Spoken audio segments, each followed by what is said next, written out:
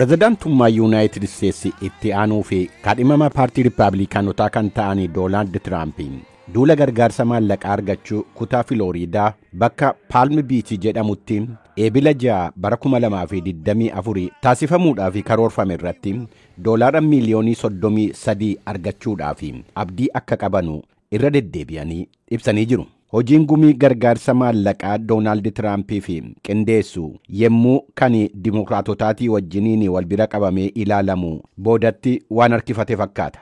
Duulli maallaqa gargaarsaa walitti qabuu Joo Baayidanii pirezidaantota duraanii Biil Kiliintanii fi Baaraak Obaamaatiin deeggaramuudhaan kamisa dheengaddaa magaalaa Niiwuork keessatti doolaara miiliyoonii 26 argachuu danda'eera.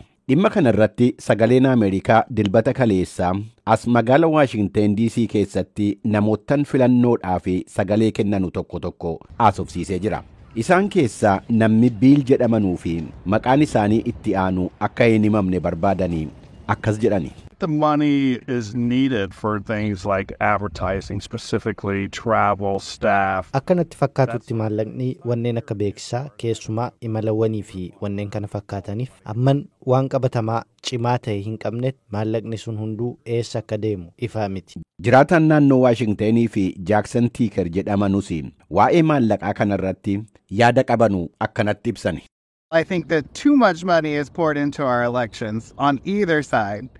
Maallaqni hedduun sun filannoo yookaan gara biraatti waan dhangalaasamu natti fakkaata. Akka yaadutti nuti baasii filannoof oolchinu irratti daangaa kaa'uu qabna. Barattuu Daanaa Goobsii gama isheetiin ergaanii fi tarsiimoon dorgomtootaa lafa irratti hojii wayii barbaadaa jette.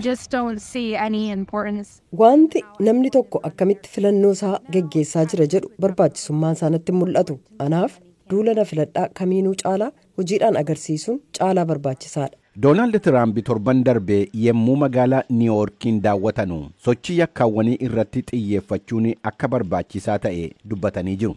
Doonaald Tiraamp guyyoottan dhufan keessas kutaawwan Miichigaanii fi Wiiskonsiin keessatti walga'ii duula filannoo taasisuudhaaf akka deemanu eegama. Pirezidaanti Baayiden gama isaaniitiin akka oduu gabaastotatti himanitti torban kana keessa magaala Baaltimoorii bakka dooniin fe'iisaa tokko riqicha galaana irraa haleelee jigse daawwachuudhaaf karoorfatanii jiru. Imalli isaanii kun sochii duula filannoo irraa adda akka ta'es ibsameera.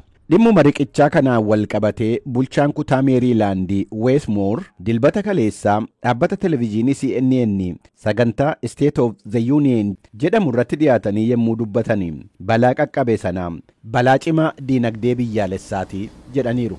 And so the reason that we need people to move in a bipartisan basis and move in a fast basis. Sababni nuyi namoota paartiilee lamaanuu haala ariifachiisaa ta'een barbaannu akka kutaa Meeriilaand guddisuudhaaf oolmaa ooltaniif miti. Diinagdeen Ameerikaa akka bakka gaariitti deebi'u taasisuu mirkaneeffachuu qabna. Sababni isaas buufanni doonii Baaltimoor guddina guddaa diinagdee keenyaa keessatti shoora guddaa waan qabuudhaafi. Riqicha cabe sana deebisanii ijaaruudhaaf kan oolu bulchiinsi Joo Baayidanii qarshii miiliyoonii 60 ramadee jira. Ammaatti baasiin dabalataa riqichicha deebisanii ijaaruu mootummaa federaalaa irraa akka eegamaa jiru ibsa. Gabaasni Veeroonikaa Valdaraas Igilisiyaas VOAdhaaf qindeessite. An Bafqaaduu Morodaati.